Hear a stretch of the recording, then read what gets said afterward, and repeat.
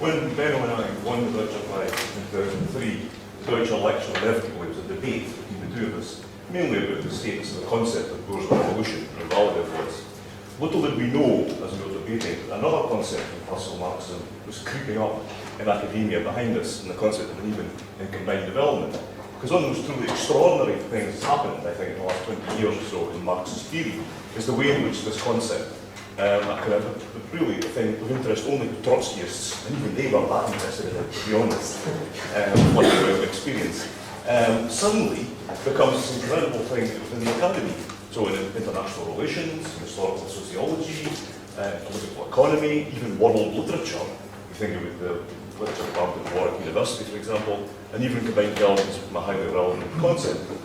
I can't think of any other, except possibly Gramsci's notion of hegemony, that has had a similar kind of impact within the academy, so far from its classical Marxist roots. The problem is, of course, that in this kind of transference from politics to the academy, that some of the original thinking behind the concept tends to get somewhat lost. In this case, Trotsky's attempt to explain the foundations of permanent revolution in Russia in 1917. There's a lot of the discussion is very, very far detached from that kind of concept. So it's probably worth reminding ourselves just initially what Trotsky actually said and what he meant when he developed the concept in Chapter 1 of the history of the Russian Revolution. Uneven development, he points out, is characteristic of the whole of human history. It's a state of capitalism. That is what Stalin later called catch up and overtake.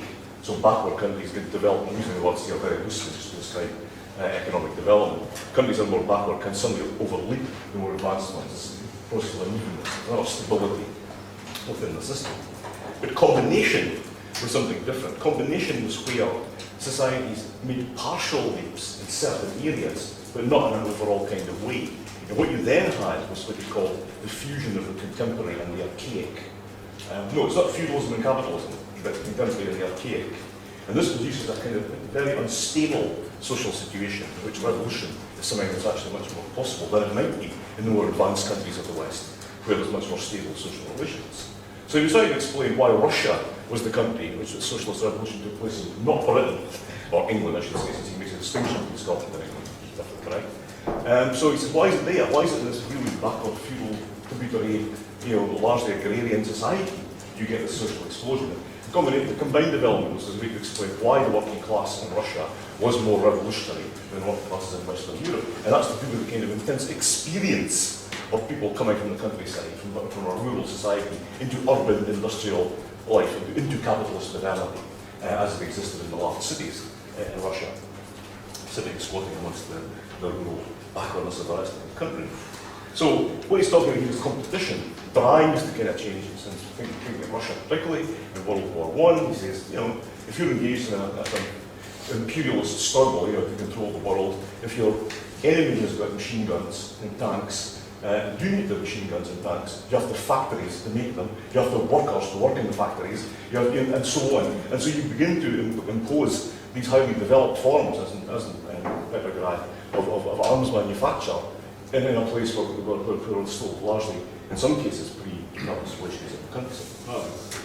So this is the advantages of backwardness that allows you to have this kind of possible, but it's limited. You can't actually go fully reach the level of Britain or the US or whatever because of imperialism, partly because the tributary feudal state restricts certain kinds of development. Okay, so it's worth saying at this point what uneven combined development as a theory is not, because there's several things it isn't. One, it's not a theory of everything, and unfortunately I have had a tendency lately to try and use uneven combined development to explain every single thing that's ever happened in the last 100 years. This is not a very good way of treating it. It's not meant to be that. And there's loads of things it doesn't talk about. It doesn't talk about gender, for example, in any way. It does, to a certain extent, attitudes towards racism, and so on, but that's not really the dominant thing in it. So we shouldn't try and use it to explain every single thing that's ever happened to me. There's other theories we can look to it that do that.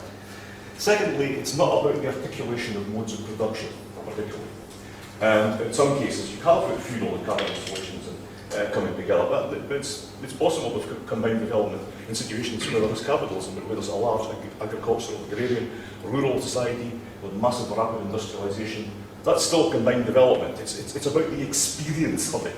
It's not a set of categories or classifications. It's about how people actually respond to the experience of modernity, of capitalist modernity, in situations where that hasn't existed for them. Even if, if you're living a relatively stable, rural existence, even if it's capitalist, and then you're plunged into it, as many peasants in China are discovering the postmodern wonderland of Shanghai. Can you imagine what that's like? If you come from a relatively stable rural background and suddenly going into these massively developing cities, the psychic experience that produces. It's no accident, as we say, that China is actually one of the countries which is the highest level of labour disputes. Although I don't hear much about it, like I said, you look at the specialist press. This is partly because of the kind of explosive social situation in which large sections of the population is being born. So it's not just about the carnival feudalism and capitalism, but it's not necessary to it. Thirdly, it's not a trans-historical theory, in my view. I've read at least one article tracing combined development back to the Neolithic era. Again, it doesn't strike me to be a very sensible kind of approach. And partly because, of course, societies have always interacted.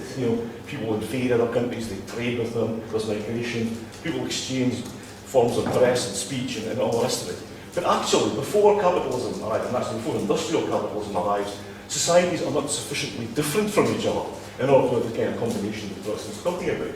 Because largely the societies which peasants are exploited either by feudal laws or the tributary state. That's it, basically. Except for very few societies where slavery has been the dominant mode, and that's very few. The Greek city-states and a couple of hundred years in history of the Roman Empire, and that's it.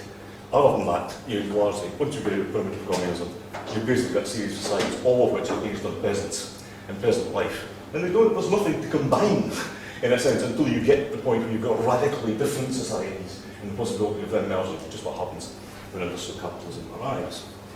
So for me, it's about capitalist modernity, and it's really in the 19th century, you see the beginnings of a different combined development, curious enough, in Scotland, and then in other parts of Western Europe first.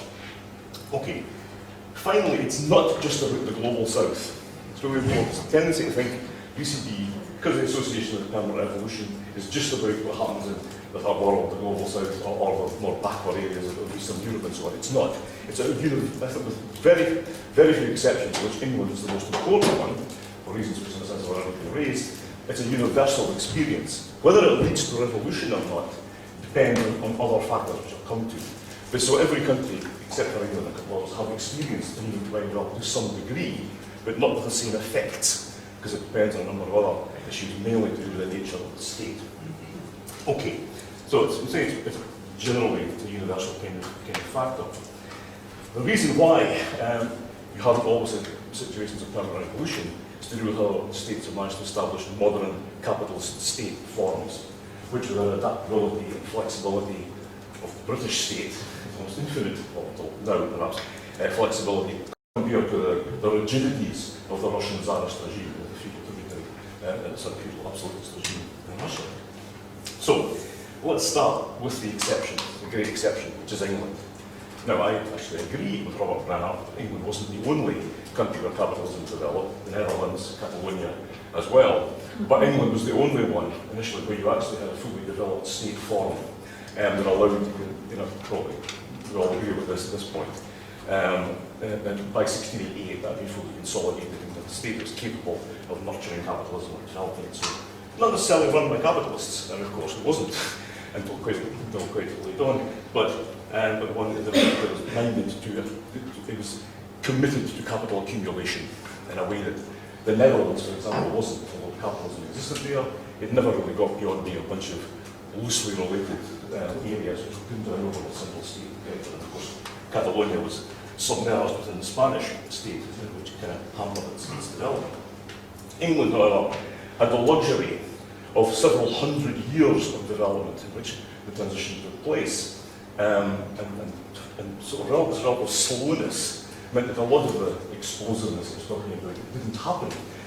Two reasons particularly here. One was that the unified state I already mentioned, but secondly, it didn't really have competitors in economic terms. It had obviously military competitors, above all France, but it didn't have economic competitors forcing it to speed up the levels of development until very late on, until the middle of the 19th century. So it's got the kind of luxury of early development here to take this prolonged period of development into capitalism. Now, no other state afterwards has this luxury, in a sense, because England and then Britain exist, other states, potential capital states, are forced to take certain actions. In other words, the world changed forever. As soon as the British version of capitalism was triumphant in the 7 Years' War, I think. So this 1763 is the kind of decisive moment when it's going to be Britain and not France that's going to dominate the world. Then it's just a matter of time, a matter of how long it's going to take for the rest of the world to adapt to capitalist terms. That's the pressure that begins to exert from that point onwards. So from this point you begin to get the beginnings of capitalism elsewhere. And this reaches a kind of political climax in the middle decades of the 19th century, an extraordinary period from 1859 to 1871, where you get the consolidation of a lot of the modern state system. Germany, Italy, Japan, Canada, the USA, people like Mexico and Argentina, emerge into a sort of series of revolutions from above into modern state forms. Other countries attempt some reforms but don't make this complete transition. Russia is one of them, the peasant reforms of 1861. Austria-Hungary attempts them, but they don't make this complete transition. Germany does, Italy does. And then they start the process much more rapidly of industrialisation. And the tensions then emerge quite clearly. You can see this in Germany, so early in 1848. You can see even earlier in Scotland in 1820, the first general strike in world history, 60,000 workers on strike in Glasgow, produced by a much more rapid process of industrialisation there than in England. So you get this, but these states are able to contain, these new states in the middle of the 19th century, are able to contain the pressures of new economic development because they have made the transition to modern state forms. Not necessarily democratic ones. And here I think we have to reject the obsession some people, Barry Anderson particularly, have with democracy as being the kind of way of controlling working class insurgencies and so on. So that's not the case at all. A lot of these states, including Britain, weren't democratic, but still hegemonized for the working class. So it's to do with the flexibility and adaptability of the state form that's important here. So the second wave of capitalist states looked forward to Russia in one way, in a sense, because industrialisation is simultaneous with the development of capitalism. There isn't a prolonged agrarian phase first. We move all straight into industrial capitalism. That's why Russia, but also looks back to England and Britain and the top-down consolidations of 1688 and so on. Okay, that didn't mean everywhere became advanced. There were also areas of backwardness in almost all the countries, in Scotland, in the Highlands, in Italy, in the Mezzogiorno, in America, and in the South, the Deep South. So it doesn't mean that it's a kind of even development across all those states, but it does mean that they make the transition to become fully formed capitalist states. So it's at this point that we get what I suppose you call the classic forms of an even combined development begin to emerge. Really, they do so in three types of place. One are the kind of, like Russia, to a certain extent also the Ottoman Empire and the Austro-Hungarian Empire, those states which have been forced to compete militarily mostly with the more developed states and therefore have to do things I described earlier in terms of their armaments, have building factories and all the rest of it. But they are autonomous states in their own right, empires in most cases. That's one characteristic. And the second area is where you've got previously existing empires which are beginning to fragment under the pressure of colonialism and imperialism, usually. China is the classic example here. I mentioned Shanghai, in contemporary Shanghai, but actually Shanghai in the 1910s and 1920s was extraordinarily developed in all sorts of ways. It had the biggest picture house in the world, bigger than the ones in Los Angeles. It was just like the trivial detail. It's like, and this is like, in China, the enormous backwardness of Chinese rural society, but in Shanghai even then, this is dynamic. It took place partly that's through foreign capital, partly through native capital. And there are areas like this as well. So when the Ottoman Empire collapses, think of oil extraction in lots of the Middle Eastern states, and there's this kind of oasis of industrial capitalism, and again largely varying in non-capitalist societies. And finally, there's spaces within the formal colonial empires of the West, parts of Algeria, parts of India, where industrialisation is allowed in certain controlled conditions, but does actually produce some of the tensions and pressures of an even combined development, even though the imperialist control is over those countries as a whole. So this is the point at which we say, well, is an even combined development still relevant? Has it been relevant since the latter half of the 20th century? Is it still explaining permanent evolution? Well, in a way, permanent revolution, the idea that the working class doesn't have to have a democratic revolution and allow capitalist development, and then later on, have a socialist revolution to follow up. In fact, you can do all that in a single process. The problem with that is that that sort of pretends that countries haven't had the bourgeois revolution. That's still to be accomplished. Actually, the bourgeois revolution has happened, right? There are no non-capitalist states. The bourgeoisie is in power one way or another across the world now. So there's no permanent thing to happen. It's already happened. But an even combined development still takes place. Don't know about that. 15 minutes. I won't take half an hour. An even combined development, however, is still taking place because you've got still massive agrarian, rural society in China. I think the last figures I saw suggested that the working class was now just the biggest class in the world. It would reach about 51% of the global population. That still means, leaving aside the actual ruling class, that still is an enormous millions and millions of people who still live in the countryside in a relatively stable kind of condition. Not always, we know the horrors, certainly in India particularly, but nevertheless there are still millions and millions of people still to be sucked into urban industrial life. And that's happening, obviously, above all else, it's happening in China, where these migrations are taking place in phenomenal levels. And it's not even a complete break. One of the interesting things about migration in China is that whereas previous generations of migrants would just move from the country to the city, and that would be it. Now you often have a process of people coming to the city for maybe 6 months of the year and then go back to the towns and villages they came from. Partly because there's such a totally inadequate welfare state in China. I mean, it doesn't exist in any serious way. People have to go back to the countryside in order to provide for themselves. So people maintain a toehold in peasant or farming life at the same time as they come and work part-time for part of the year in the factories, the new towns which are emerging out of the ground almost in China on a weekly and monthly basis. So this notion of migrations from the countryside to the city, to rural to urban, is one of the main drivers still of the process of and the effect that it produces of the psychic and all the other changes that affect the people when they come from the countryside to the town. But migration from country to country is also a major factor here. People moving, particularly from the global south to the global north, they bring with them their own attitudes and views and past histories and so on, and that affects the host countries as well. So there's kind of multiple set of migrations in both ways going here within countries in the global south, but also from the global south to the north. It's also true, I think, that even in the global north, there have been processes of human development and uncombined development taking place, like in Italy, for example, in the 60s. Huge migrations from the south to the factories of the north. Again, it's not accidental that this is one of the most explosive labour disputes took place in the car factories in Italy in the late 60s and early 70s, because in a sense there was kind of people pouring in these totally new disciplines and new ways of working and responding and reacting to it by wanting to go inside. And often not for wages, but often for issues concerning their conditions. There's an argument to be made that Regis Debray doesn't make it sort of. This is also to do with France. Even quite late on in the 50s and 60s, the coming of modernity to France exploded in 1968 was partly to do with the overturning of the old established order, which has never been fully destroyed at any point in French history. I think it's exaggerating a bit there, but nevertheless, you can see that this still happens even within the West itself.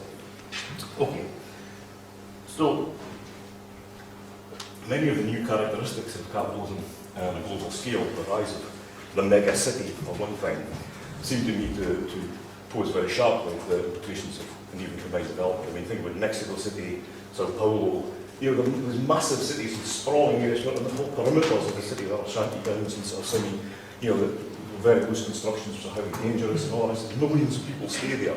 And the social explosiveness of these cities, which doesn't always go to the left, of course, and radical right-wing religious kind of groups and so on, are just as liable to go and pick up support in these kind of areas as left-wing groups do. But nevertheless, that some kind of solution is sought for the kind of enormous social tension that produces out of these gigantic cities.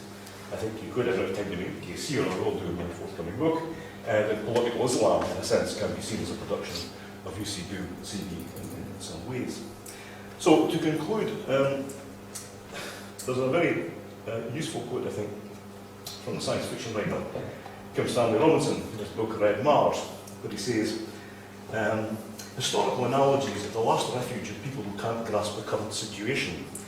Now that's a good one, because we're always drawing analogies with, the Russian Revolution or 1968 or something. It's usually completely irrelevant for the time we actually live in. Whatever happens, whatever social explosions take place, there'll obviously be some continuities with previous ones, but they won't be what we expect. Nobody, I think, would have predicted climate change, in school children going on strike, trying to reverse it as a thing that was likely to happen. I wouldn't even consider it. But now that's, so what I'm really saying is UCD continues to feed into a kind of social explosiveness, particularly in the global south, not particularly there, but the kind of explosions it leads to won't be a rerun of October 1917, not least because there are no longer any states, really, like the Tsarist regime, maybe the Bahrain or something, but by and large, those states no longer exist, so the forms of struggle will no longer be the same.